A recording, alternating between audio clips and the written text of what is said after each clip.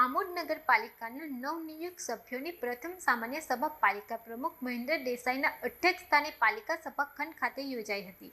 સભામાં નગરના વિકાસ, વહીવટી કામગીરી અને વિવિધ જાહેર હિતના મુદ્દાઓ પર વિસ્તૃત ચર્ચા કરવામાં આવી હતી। આમોદ નગરપાલિકાની પ્રથમ સામાન્ય સભા પાલિકા પ્રમુખ મહેન્દ્ર દેસાઈના અધ્યક્ષસ્થાને યોજાઈ હતી, જેમાં વિકાસ અને વહીવટ મુદ્દાઓ પર મહત્વપૂર્ણ ચર્ચા કરવામાં આવી હતી। સભામાં તત્કાલીન મુખ્ય અધિકારી દ્વારા મંજૂરી વિના કરાયેલા ખર્ચાઓને લઈને ગંભીર પ્રશ્નો ઉઠ્યા હતા, જેના પગલે ખર્ચોની વિગતવાર તપાસ માટે પાલિકા પ્રમુખ, ઉપપ્રમુખ, કારોબારી અધ્યક્ષ, મુખ્ય અધિકારી અને વિપક્ષના નેતાની વિશેષ સમિતિ રચવાનો નિર્ણય લેવામાં આવ્યો છે। સાથે જ વિવિધ વિભાગોની કામગીરી વધુ સુચારુ બનાવવા સમિતિઓની રચના પણ કરવામાં આવી હતી।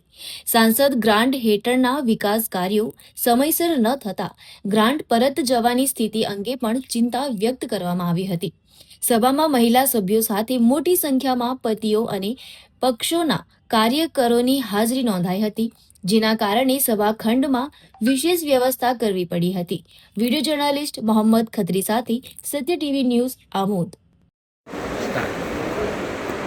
આજ રોજ તમારી પહેલી સામાન્ય સભા હતી, તે અનુસંધાને શું કહેવાનું? આજ રોજ આમોદ નગરપાલિકાની સામાન્ય સભા બોલાવવામાં આવેલી હતી। ખૂબ જ ઉત્સાહ સાથે 23 સદસ્યો હાજર હતા। જે કંઈક અમે ઠરાવો કરેલા છે સર્વસંમતે મંજૂર કરવામાં આવેલા છે અને બધા લોકોએ પ્રતિજ્ઞા લીધેલી છે કે આમોદ ગામનો વિકાસ કઈ રીતે થાય એના માટે તમામ સદસ્યોએ એ બાબતની અંદર સહમતિ આપેલી છે અને સારી રીતે કામ થાય, 5 વર્ષ સારી રીતે પૂર્ણ થાય, ગામ વિકાસ થાય એવી અમારી અપેક્ષા છે। ગત કારોબારી સભાથી 25/4/2024ના રોજ તેની અંદર વિષય નંબર 3 અને ઠરાવ નંબર 13 અનુસંધાને શું કહેવા માગો છો?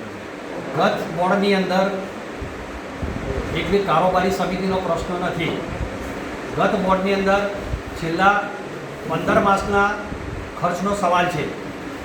જ્યારે એ મિટિંગમાં મૂકવામાં આવ્યું ત્યારે તમામ લોકોએ બેસીને એક નિર્ણય કર્યો કે આ ખર્ચ બાબતની અંદર પ્રમુખશ્રી, ઉપપ્રમુખશ્રી, કારોબારી અધ્યક્ષ અને વિરોધ પક્ષના નેતાને બેસીને એક કમિટી બનાવીને આ જે કંઈ ખર્ચા થયા તેનું મૂલ્યાંકન કરવામાં આવશે અને ત્યાર પછી નિર્ણય લેવામાં આવશે। એમ મુખ્ય અધિકારી ગયા ટર્મમાં હતા, અત્યારે મુખ્ય અધિકારી બદલેલા છે, નવું બોર્ડ બેઠેલું છે, એના કારણે અમે કમિટી બનાવેલી છે। જે જગ્યાએ ઉણપ હશે તે જગ્યાએ ઉજાગર કરવામાં આવશે। જે કામ કમ્પ્લીટ થયેલા છે એને બહાલી નહીં મળેલી હોય તો જે લીગલ પ્રોસેસર હશે તે કરીને અમે લીગલ પ્રોસેસ કરીને કાર્યવાહી કરીશું।